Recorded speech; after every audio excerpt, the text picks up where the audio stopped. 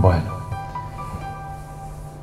el Consejo Pastoral de la Parroquia me ha pedido, como en otras ocasiones, poder compartir un momento algunos pensamientos. Y en esta ocasión, como tema, surgió conversando ahí en el Consejo, y luego con algunas personas, y en particular con nuestro rector, Mosén Enrique, dialogar sobre el sacramento de la reconciliación.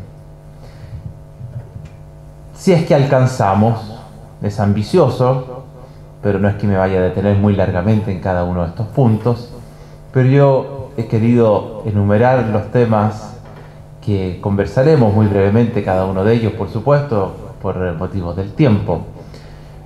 En un momento inicial vamos a hablar del ser humano como un ser en conflicto, luego el drama de la libertad, la culpa, la condición de pecado, el Antiguo Testamento, la predicación de Jesús que transmite esta potestad a la Iglesia, cómo la Iglesia continúa este ministerio hoy y la celebración de la reconciliación de un penitente. Lo primero que quisiera detenerme es que el ser humano de alguna manera somos un ser en conflicto. Sí. Y desde ese punto antropológico es en el cual podemos decir la necesidad de este sacramento de la reconciliación. Nuestra existencia es misteriosa y es compleja. Y todos hemos experimentado, me imagino, cual más, cual menos, que la relación con los otros tiene conflictos. A veces no los queremos, pero ahí están. La relación con uno mismo, ¿cuántas veces uno está un poco contrariado con uno mismo? A veces situaciones que uno dice, pero ¿por qué me pasa este estado de ánimo? ¿O por qué tengo este carácter? ¿O por qué esto que no quiero hacer lo hago?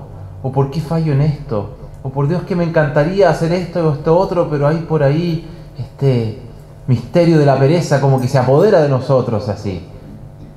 También el conflicto con, por ejemplo, con las realidades y las cosas. Algunos tienen conflictos con el dinero, otros tienen conflictos con la comida, otros tienen conflicto con lo material, las compras. Otros tienen conflicto, por ejemplo, con algún vicio, el juego, el tabaco, la bebida, el alcohol. Tantos motivos por los cuales el ser humano entra en conflicto. Y nos vemos día tras día tratando de solucionar estos conflictos o salir de ellos. Y ahí estamos. O también el conflicto, a veces, que nos presenta el tiempo en que vivimos. La situación política, la situación económica, la situación religiosa, la secularización, las guerras. Somos un ser en conflicto. Que nos encantaría no serlo, nos encantaría, pero no es el momento aquí, pero probablemente cada uno de nosotros podría contar cuántos conflictos ha enfrentado en su vida. Quizás no terminaríamos, estaríamos largas horas conversando. Que un conflicto en el trabajo, que un conflicto en la familia, que un conflicto con un amigo, y seguimos enumerando. ¿Por qué podríamos decir? ¿Dónde hunde desde el punto de vista de la antropología? ¿Dónde hunde sus raíces ese conflicto? Y ahí es donde entramos en el drama, por así decirlo, antropológico de la libertad, que es un fenómeno universal prerreligioso. Es decir, ninguno de nosotros nace determinado.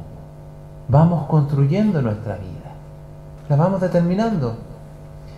Desde el punto de vista de nuestra fe, es un don maravilloso que Dios nos da, al cual Él jamás va a interrumpir o se va a interponer en nuestra libertad. Pero somos personas libres. Y estamos llamados a actuar según los imperativos de nuestra conciencia, bien o mal formada. Pero ahí estamos, siempre nuestra vida y nuestra voz interior, que para nosotros en la conciencia rectamente formada está Dios hablándonos. Y estamos todo el día tomando decisiones a partir de este imperativo de la conciencia. La hora de levantarse, la hora de ir a descansar, si llamar o no llamar a tal persona, si hago esto o no hago esto en el trabajo, si hago esto o no hago esto de estudio. ¿Qué le digo a este amigo que me trata con bien o a este otro que me trata mal? ¿Qué hago en esta situación con mi hijo que veo que quizás está fallando? Y estamos allí, constantemente. nuestra conciencia tomando decisiones. ¿Y cuál es el problema? Que si hubiese un manual sería maravilloso, pero no lo hay.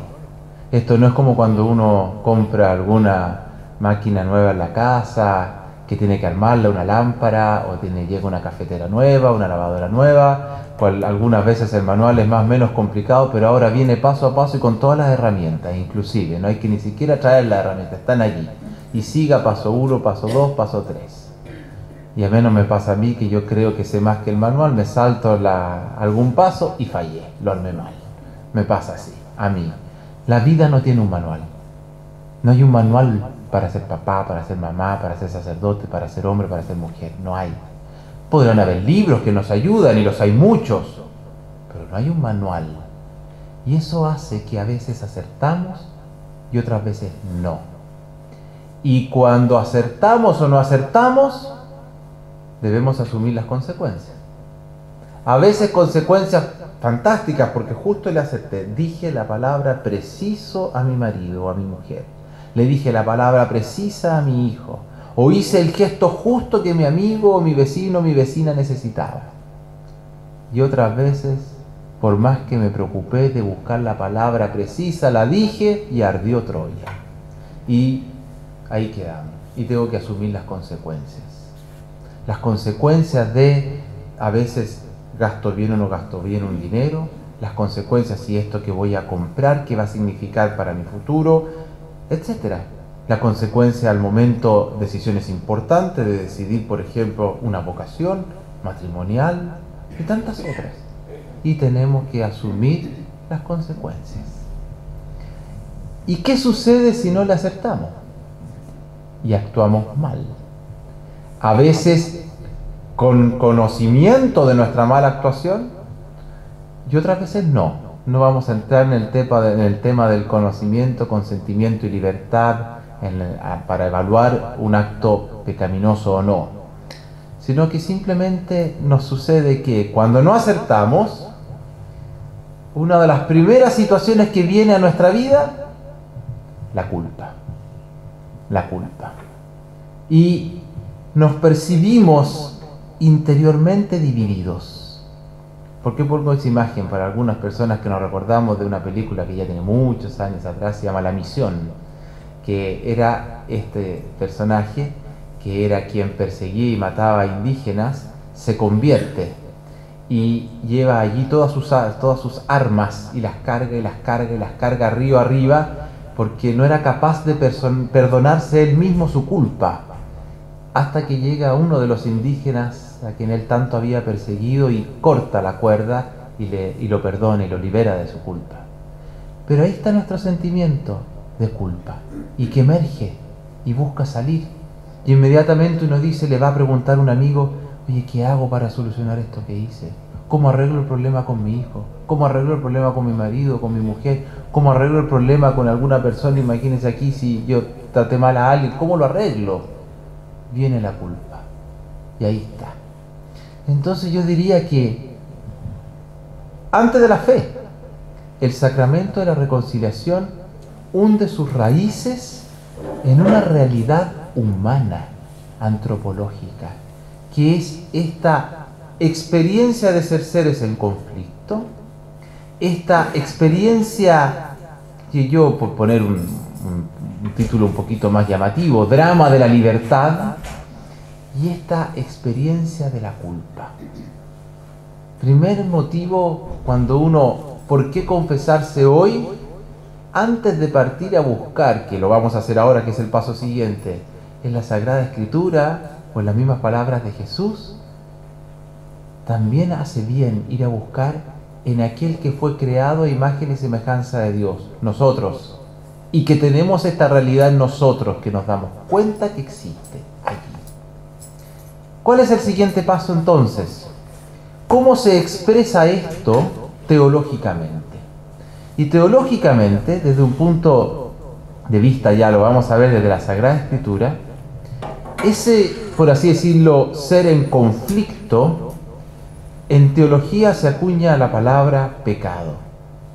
El ser humano vive en una condición de ser pecador. Que nos gustaría no serlo, que nos encantaría no tenerlo, pero que sepamos nosotros a la luz de la revelación, dejando por supuesto a un lado a Jesucristo nuestro Salvador, el único ser humano, la Santísima Virgen María, sin pecado. De ahí en adelante todos tenemos esa experiencia del pecado. ¿Y en qué consiste esa experiencia del pecado? En que hay una vocación interna, todos de nuestra, que es el haber sido creados a imagen y semejanza de Dios. Dios puso su huella dactilar en nosotros, y que esa huella dactilar se expresa en ese deseo de eternidad, ese deseo de vivir en comunión con Dios. Ahí está nuestra vocación. Como lo que le pasó a San Pedro en el monte de la Transfiguración. Señor, qué bien estamos aquí. ¿Cómo no, si estaba realizando su vocación, contemplar a Dios? Como lo que nos pasa tantas veces aquí en los sacramentos, o cuando hacemos una obra de caridad. ¿Por qué hay más felicidad en dar que en recibir? ¿Por qué? Porque uno está realizando su vocación original, el vivir en comunión con Dios. Pero así como hablábamos delante de la libertad y el mal uso de esta, en teología y en la Sagrada Escritura, para tratar de responder a esa realidad, surge el hecho y se nos explica con el hecho del pecado. ¿Y cuál es esto? El mal uso de la libertad. Querer ser a imagen de Dios. Me explico, ese a imagen de Dios es una doble juego, por eso el guión. Es querer ser no a imagen de Dios. Porque no toleramos, el ser humano no tolera ser a imagen, sino que quiere ser como Dios. Quiere ser Dios. No tolera ser criatura y quiere ser creador. Eso es lo que está detrás del relato de Adán y Eva. Está detrás de ese deseo de querer conocer el bien y el mal. Y esa es nuestra gran tensión como humanidad. Una humanidad que está creada con una vocación para vivir en comunión con su Creador, pero que no resiste vivir en comunión con su Creador porque significa ser criatura y quiere ser creador. Si uno va leyendo el Antiguo Testamento, esa tensión la va expresando normalmente como una traición a lo que se denomina la alianza. Dios hace una alianza con la humanidad, no solamente en el huerto del Edén, no solamente allí. Era precioso, el relato es muy lindo porque dice Dios salía a tomar la brisa con la humanidad. ¿Cómo no va a ser bonito eso? Salía a tomar la brisa, esa era la intimidad que tenía con Dios, con la humanidad. Y esa intimidad Dios la quiere una y otra vez restablecer y establece una alianza para poder recuperar esta intimidad con la humanidad. Y tenemos la alianza que se hace con Abraham. Luego tenemos la alianza con Moisés y esta promesa de ser ese Dios para ese pueblo. Sin embargo, se nos aparece un hombre, una humanidad, que constantemente está rechazando ese lugar de Dios. Y lo vemos constantemente en el Antiguo Testamento.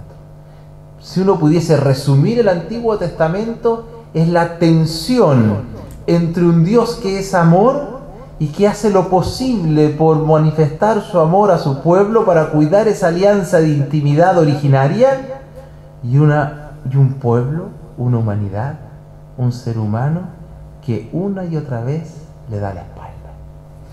Si uno lee con atención el Antiguo Testamento, uno encuentra en los libros, por ejemplo, de Samuel, de los reyes, los pecados de los reyes, a quienes Dios amaba con todo el corazón. Por ejemplo, el rey David, que Dios le tenía, pero un amor increíble, era verdaderamente un hijo favorito de él. ¿Y qué le pasa a David? Sabemos, con la mujer de Urías. Ahí está. O después tenemos el rey Salomón, que Dios le había dado sabiduría, lo había elogiado porque no le había pedido dinero, sino que le había pedido sabiduría, y le da la sabiduría más grande que puede haber tenido una persona en esta humanidad. ¿Y qué hace él? Su pecado era tener tantas concubinas que el más grave pecado no fue ese, sino que con esas concubinas llegaron dioses extranjeros de otros pueblos. ¿Y qué llegó al pueblo elegido? La idolatría. Podríamos decir que en el Antiguo Testamento quizás el más, pero uno de los pecados más graves es caer en esa idolatría, darle la espalda a ese Dios y poner un ídolo en vez de él. ¿Cómo nos recordamos cuando estaba Moisés recibiendo las tablas? Se demoró un poco más de los días que el pueblo fue capaz de resistir. ¿Y qué hizo el pueblo? Inmediatamente un ídolo.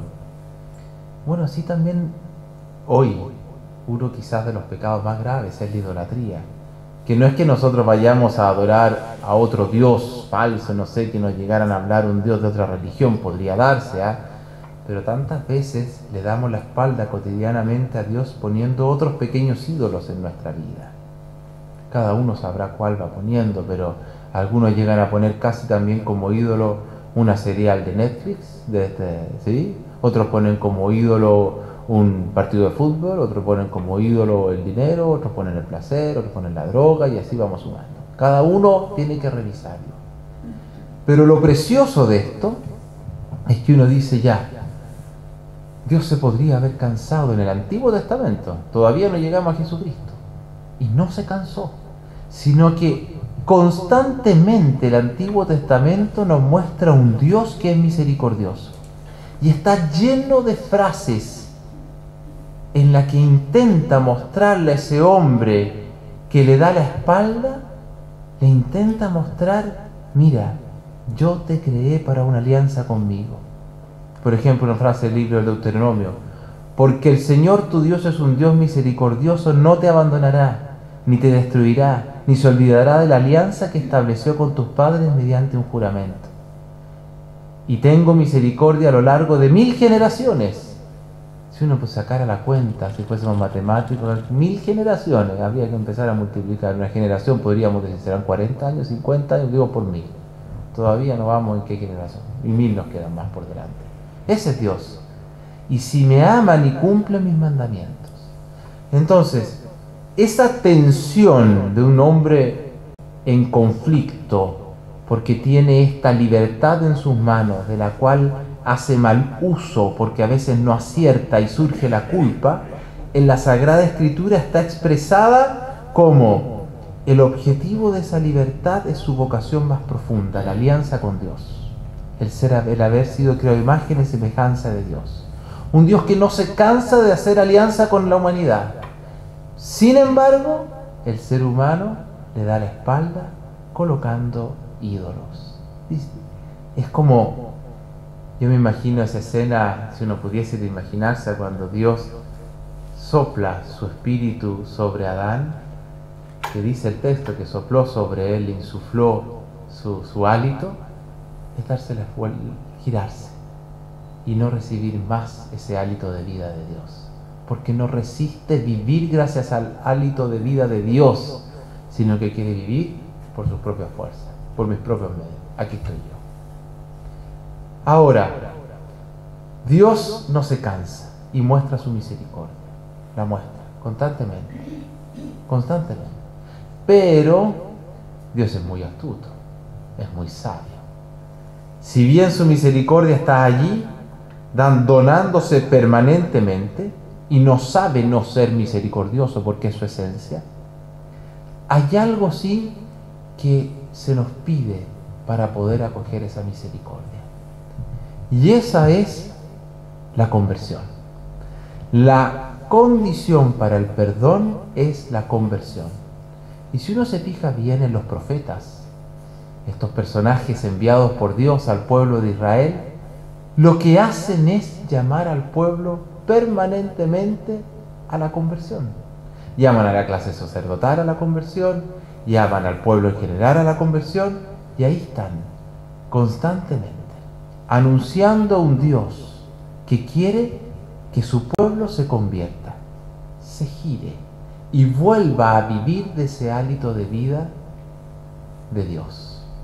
Frases como en el Salmo 4: y ustedes, señores, ¿hasta cuándo ultrajarán al que es mi gloria? Amarán lo que lo que es falso y buscarán lo engañoso. No endurezcan su corazón como en Meribá, como en el día de Masá en el desierto. Vuelve hacia mí, porque yo te redimí.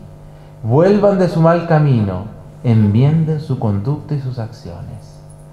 Así el Antiguo Testamento, o en el Antiguo Testamento, este drama de un ser en conflicto se expresa básicamente en esta alianza eterna de un ser creado de imagen y semejanza de Dios, que con el mal uso de su libertad no resiste ser criatura. Dios que vuelve a salir a su encuentro eligiendo un pueblo y estableciendo una alianza con este pueblo. Un pueblo que a pesar de tener al Dios con ellos, le da la espalda una y otra vez. Y un Dios que no se cansa en mostrar su misericordia, invitándolos a la conversión. Hasta ahí el Antiguo Testamento. Y si uno se fija, si buscamos al último de los profetas, podríamos decir ese profeta que es la bisagra entre el Antiguo y el Nuevo Testamento, es Juan Bautista. ¿Y cuál es la predicación de Juan Bautista? Convertidos, convertidos. Esa es. Nos saltamos a Juan Bautista y llegamos a Jesús. ¿Y cuál es el elemento esencial de la predicación de Jesús? Marcos capítulo 1, el primer capítulo del Evangelio. El tiempo se ha cumplido, del reinado de Dios está cerca, conviértanse y crean en la buena noticia. La llamada a la conversión. La llamada a la conversión. Si seguimos avanzando, uno puede mirar que esa conversión del Señor es como si a Dios le quemara por dentro su corazón para poder dar su perdón. Le respondió Jesús: no necesitan médicos los que están sanos, sino los que están mal. No he venido a llamar a conversión a justos, sino a pecadores. Vayan pues a aprender qué significa misericordia, que no quiero sacrificio, porque no he venido a llamar a justos, sino a pecadores. No necesitan médicos los que están fuertes, sino los que están mal. No he venido a llamar a justos, sino a pecadores. Y así yo puse 4 textos, 3 y el anterior, pero la Sagrada Escritura en el Nuevo Testamento está atravesado de expresiones de esta cercanía de Dios hacia el pecador, pero pidiendo conversión. Como a la mujer samaritana: anda y no peques más. Como al paralítico del Evangelio de hoy: no peques más. La conversión del corazón. Entonces, ¿cómo enfrentar este ser en conflicto antropológico? La respuesta que nos está dando el Evangelio y la Sagrada Escritura es convertirse, convertirse. Y todos podemos cada día convertirnos un poco más.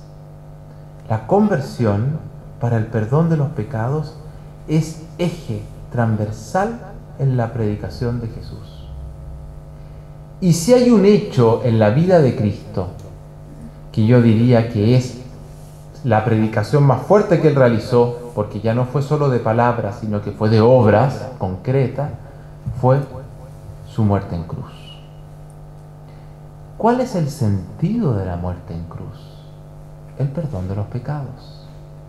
Por eso era necesario que Dios hecho carne muriera en la cruz para que fuera un perdón definitivo.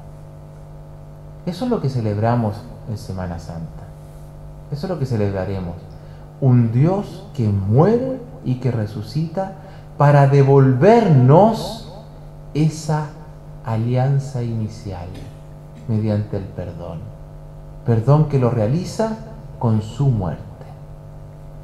Por lo tanto, tenemos así un Dios que escribe una historia con este pueblo pecador y que, como no bastaron los profetas, como no bastaron los portentos del Antiguo Testamento, ¿qué hace?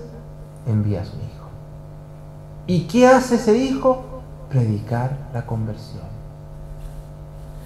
Quizás uno de los grandes quizás remedios o desafíos para los conflictos del mundo de hoy es la conversión. Y predicar la conversión. Y predicarla sobre todo nosotros de palabra, pero principalmente de obra. La necesidad de convertirnos. ¿Convertirnos a qué? A que Adán, nosotros, no siga viviendo de espaldas a Dios, sino que recupere ese hálito de vida que le insufla la eternidad. Eso es, convertirnos a Dios. Así es, por lo tanto, que podemos decir que en la predicación de Jesús, la conversión y el perdón es esencial. Pero no solamente en Jesús previo a su muerte. Yo acabo de dar una cita de Jesús previo a morir, de que predicó la conversión y el perdón. Cuando Jesús se aparece por primera vez en el Evangelio de San Juan a sus discípulos, la primera vez que se aparece, ya resucitado, en el capítulo 20, ¿qué les dice? Reciban el Espíritu Santo. A quienes les perdone los pecados, les quedan perdonados. A quienes se los retengan, les quedan retenidos. Esa es la preocupación de Jesús.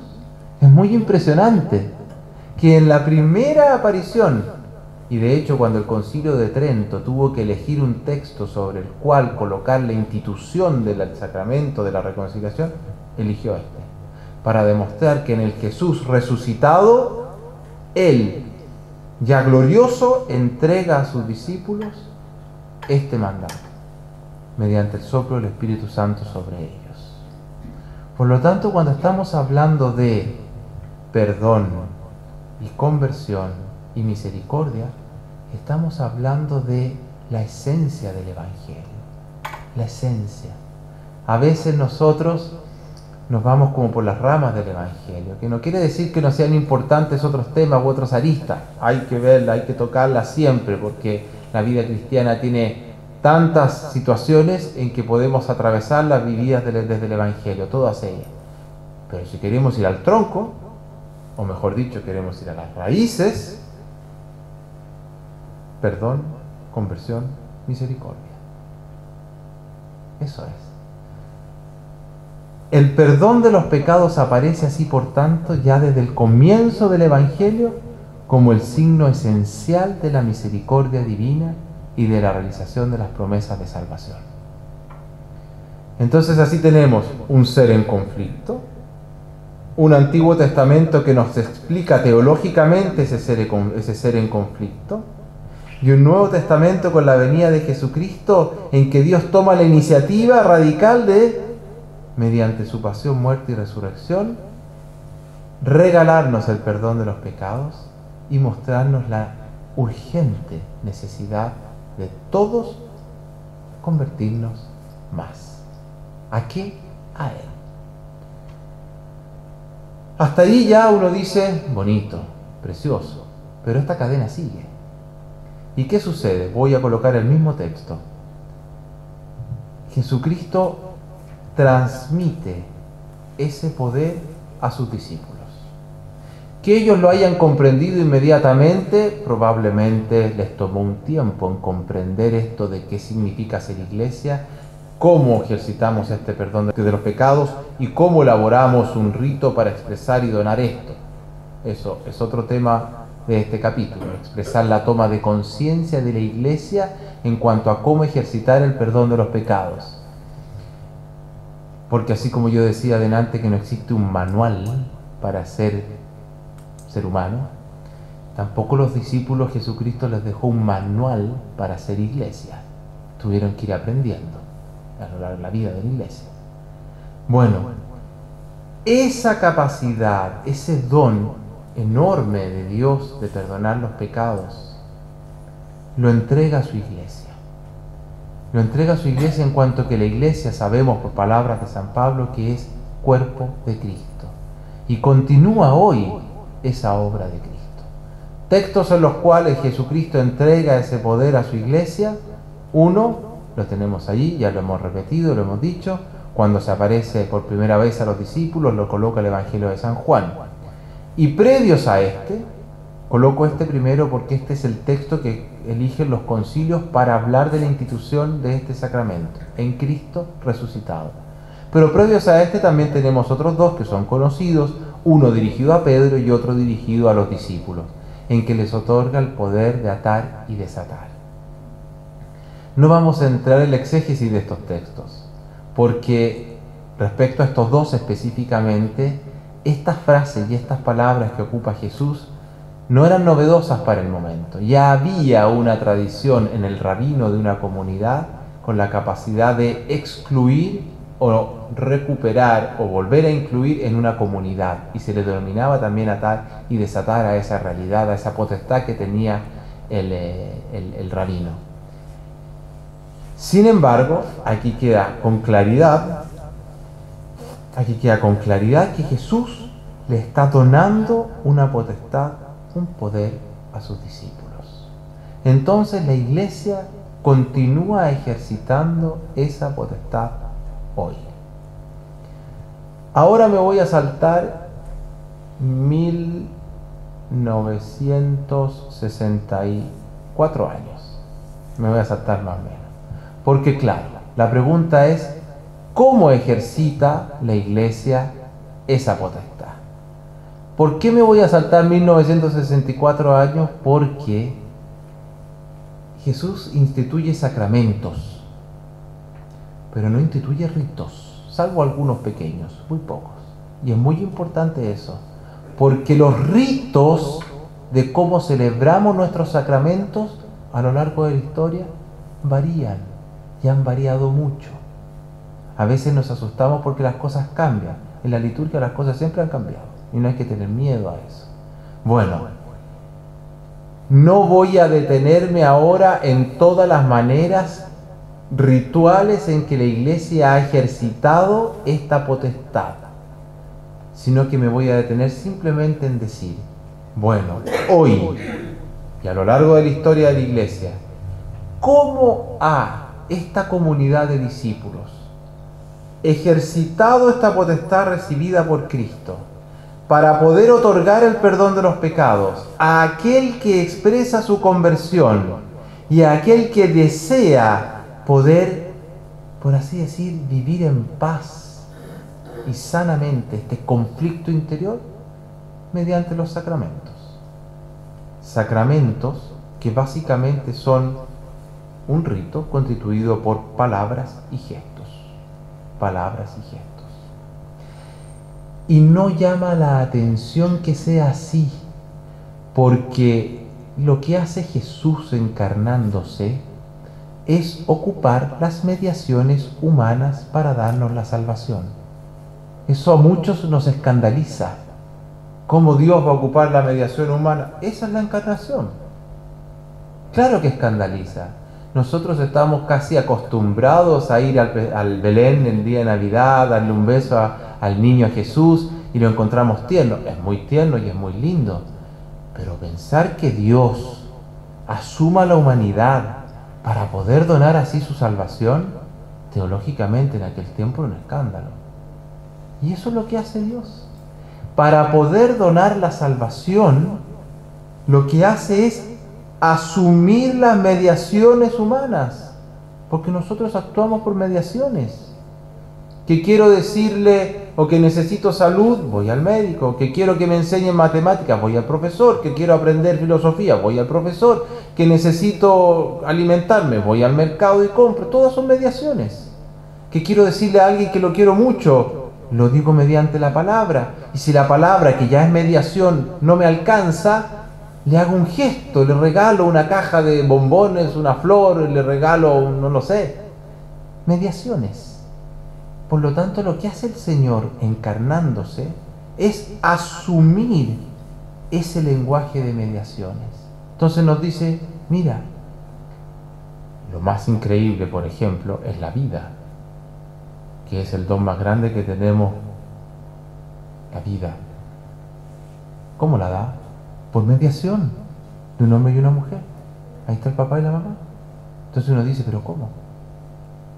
La salvación, don maravilloso, maravilloso, de donarnos la vida, ya no la terrestre, sino que la vida eterna, por mediación. ¿De cómo? De la encarnación de su Hijo Jesús. Entonces, cuando uno dice, ¿por qué la gracia de Dios hoy se nos da a través de sacramentos y de personas humanas? Porque ese es el lenguaje humano, y ese es el lenguaje que Dios ha querido asumir mediante su encarnación.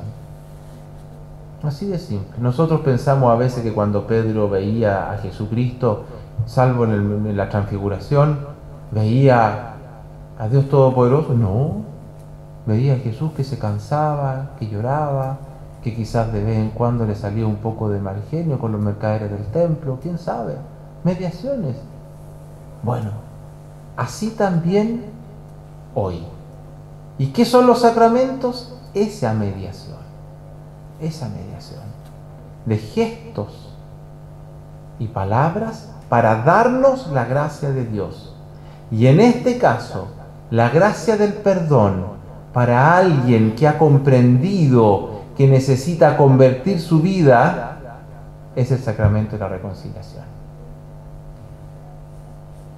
¿Qué otorga a una sociedad contemporánea el sacramento de la reconciliación? No solamente otorga el perdón, es verdad que otorga el perdón de los pecados, y eso es lo más importante, pero además otorga otras cosas a la sociedad contemporánea. Por eso es tan importante cuidar este sacramento. Si hay algo que hoy hemos perdido, es la objetividad de la verdad.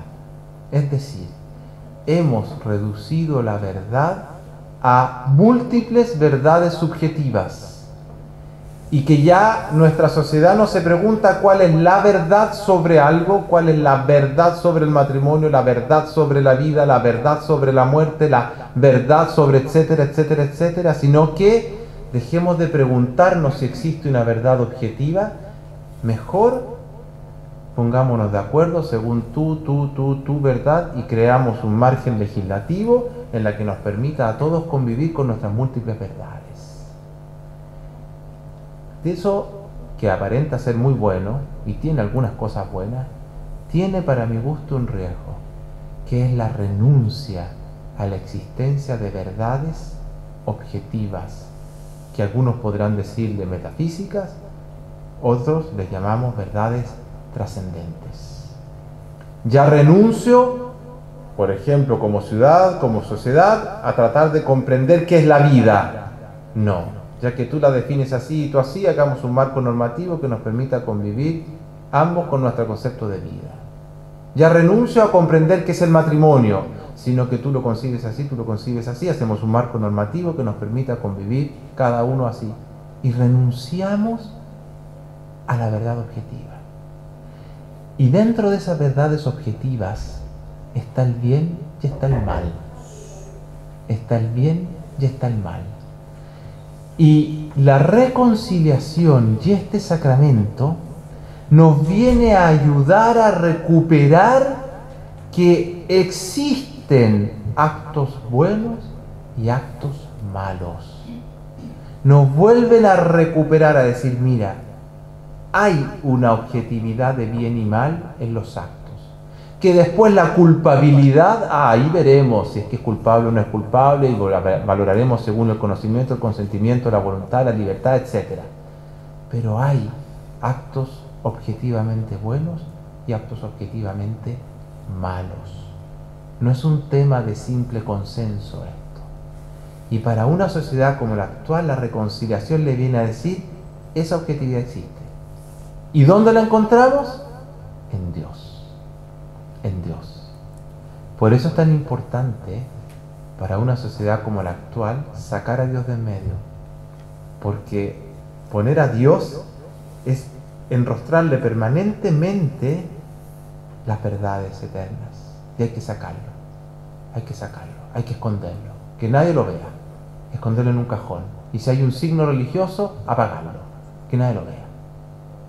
¿Por qué? Porque es mucho más fácil vivir en la subjetividad de mis verdades, con un sistema legislativo que me permite vivir en la subjetividad de mis verdades, que vivir siguiendo la verdad objetiva y configurar una escala de valores de acuerdo a esas verdades.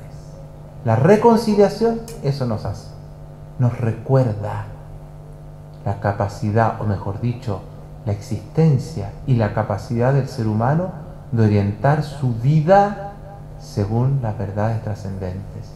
Y una de esas verdades es la existencia objetiva del bien y del mal. Otra realidad, la reconciliación nos ayuda en esta época a la recomposición integral que responde a la necesidad de acogida, perdón y reparación. El sacramento de la reconciliación es tremendamente necesario para una sociedad contemporánea que no perdona. Si hay sociedades que no perdonan errores, son las nuestras. Nunca perdona, no perdona. Una persona, a un político le pueden recuperar e investigar 50 años para atrás su vida.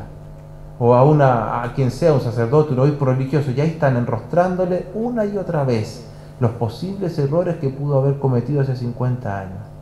No cree en la capacidad del ser humano de reconstruirse, de recomponerse integralmente. Y por algo Jesús dice que no tenga pecado, que lance la primera piedra. A una sociedad que es muy impresionante, que se predica tolerante, pero que cae en la tiranía de la intolerancia, le hace bien un sacramento que le recuerda: mira, aunque caigas en lo más profundo de tu pecado, es posible levantarse, es posible recomponerse, es posible convertirse, y Dios lo pone todo a su disposición para hacerlo contigo. Otro regalo es el perdón frente al sentimiento de culpa. Es un regalo enorme, el perdón frente al sentimiento de culpa.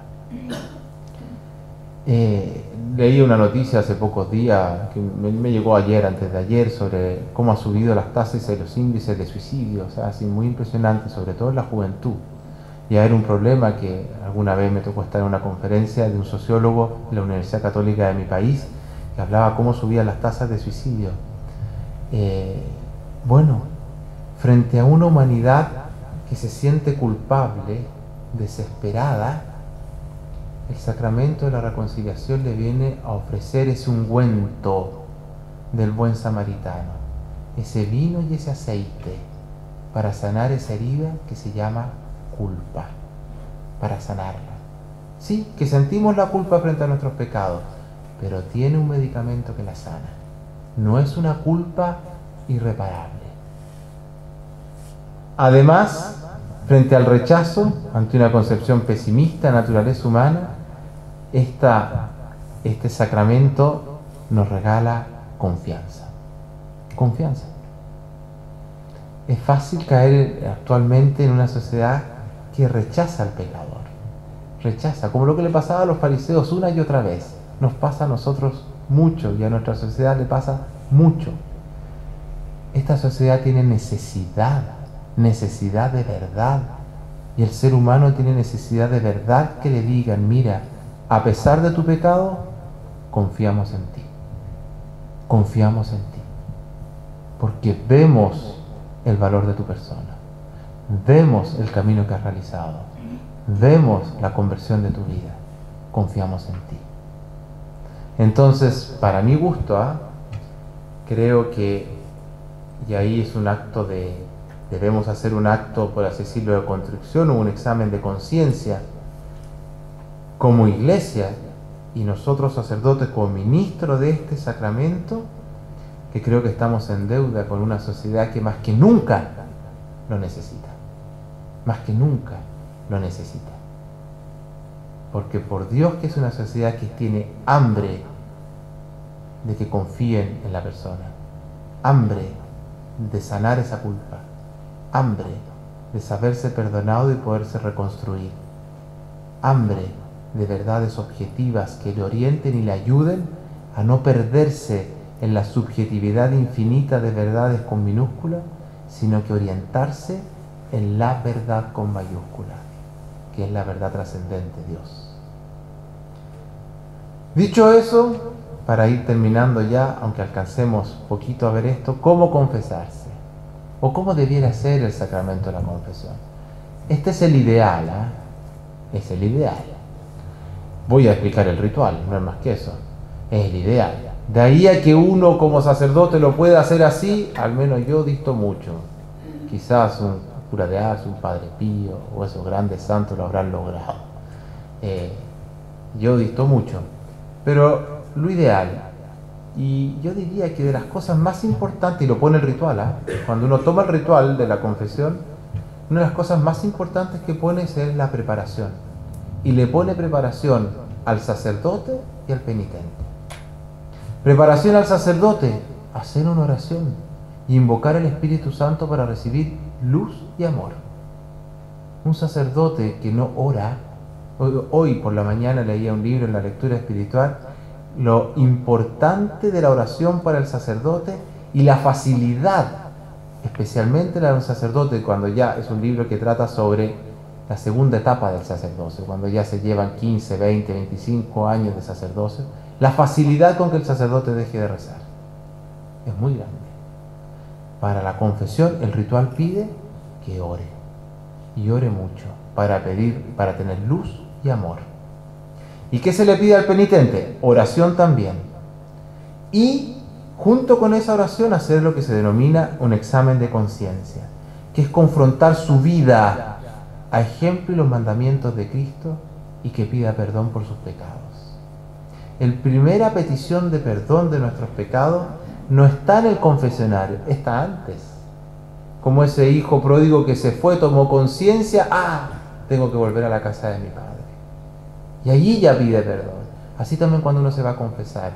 Cuando uno recibe la gracia de Dios y toma conciencia, bueno, hacer una oración, hacer un examen de conciencia y allí en ese examen de conciencia ya manifestar la petición de perdón. Después, ¿qué más nos pide el ritual? A los sacerdotes nos pide acogida, con amor fraterno, un saludo con palabras humildes y amables.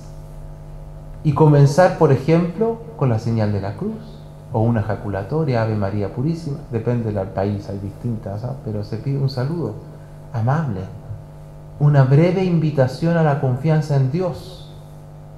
Y si el penitente es desconocido, ¿qué se le pide al penitente? Por ejemplo, algo de la condición de su vida. Mire, soy sacerdote, soy casado, soy laico, soy religioso, quién sabe. Tiempo de la última confesión, ayuda a eso mucho, que uno le oriente al sacerdote. No es lo mismo que una persona que no se ha confesado nunca o se confesó hace 13 o 15 o 40 años a uno que se confiesa con una relativa frecuencia, o a uno que quizás puede caer en escrúpulos, y existen los escrúpulos de estar permanentemente confesándose, que no puede pasar un día sin confesarse, etc. Bueno, son informaciones útiles que nos permiten, sin grandes detalles, pero situar el marco de este sacramento.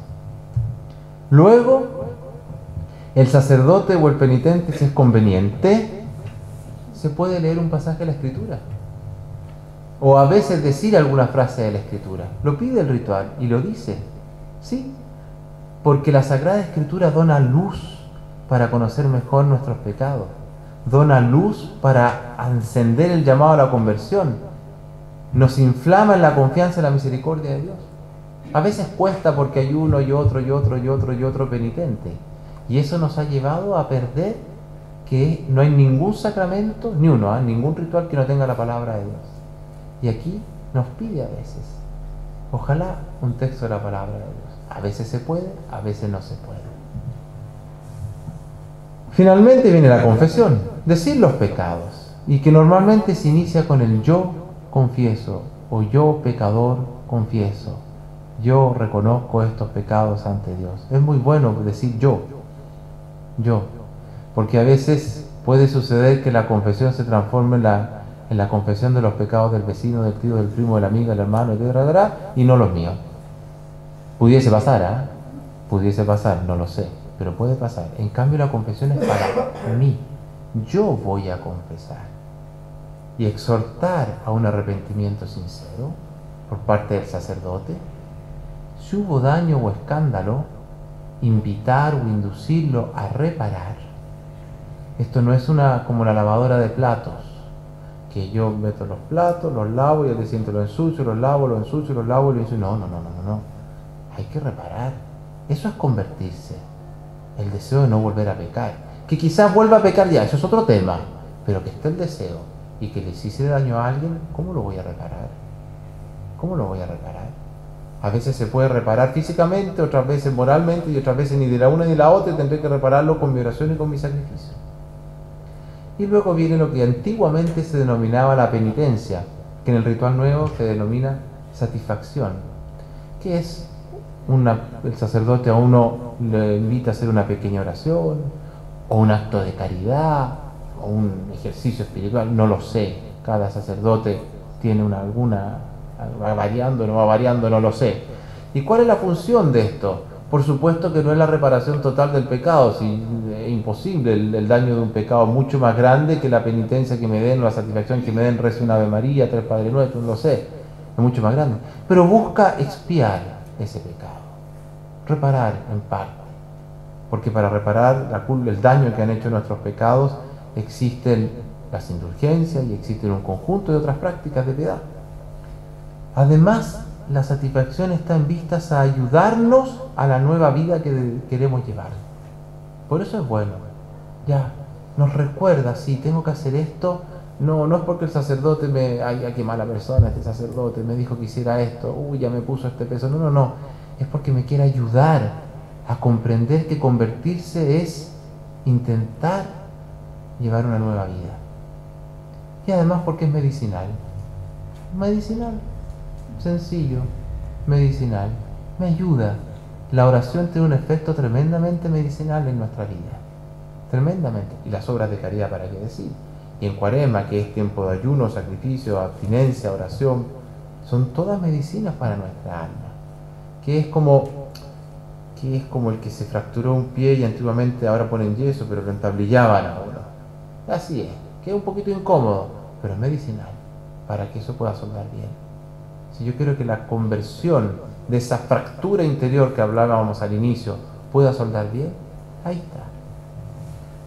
Y finalmente hay una oración que se puede manifestar. Algunos pueden rezar, por ejemplo, el acto de contrición, etc. Y el sacerdote reza lo que se denomina la absolución. Y yo la traje aquí, la voy a leer porque ¿dónde pudiésemos encontrar una oración donde esté condensado todo lo que hemos hablado ahora y todo el misterio de la misericordia de Dios en la absolución? Esta oración está nueva, estaba compuesta por el post-Concilio Vaticano II y quiso contener todo el misterio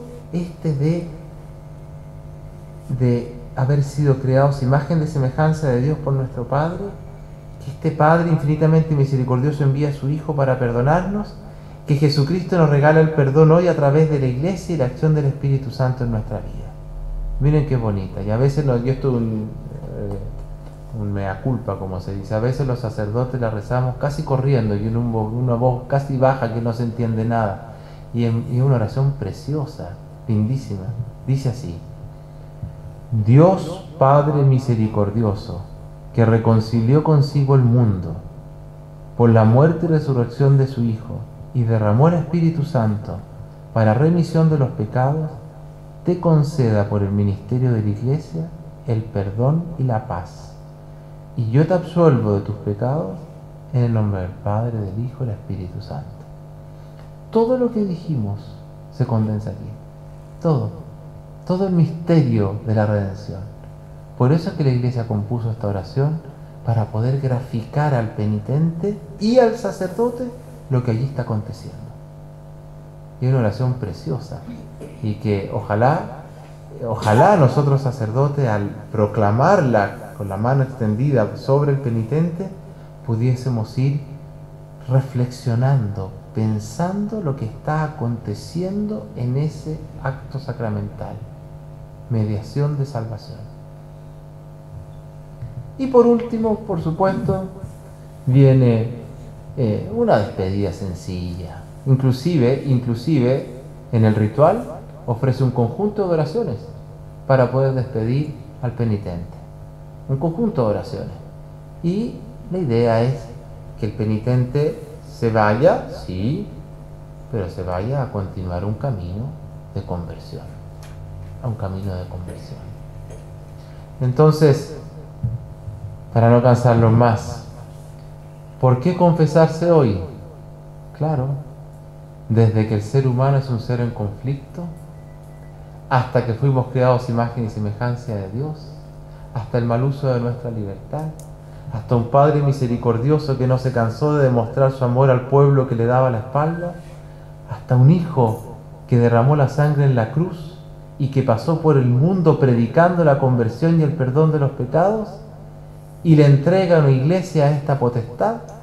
Y esta iglesia que hoy, en esta sociedad en que se da cuenta de la dificultad que tiene esta sociedad para concebir la bondad o la maldad de un acto porque ha perdido la objetividad de las verdades eternas, le entrega esta mediación diciéndole: mira, nosotros como iglesia tenemos a disposición tuya un sacramento para recomponer tu vida y poder sanar ese conflicto interior. Bonito, ¿no es cierto? Bueno, entonces terminamos, rezamos una Ave María y vamos. Dios te salve María, llena eres de gracia, el Señor es contigo, bendita eres entre todas las mujeres y bendito es el fruto de tu vientre Jesús. Santa María, Madre de Dios, ruega por nosotros pecadores, ahora y en la hora de nuestra muerte. Amén.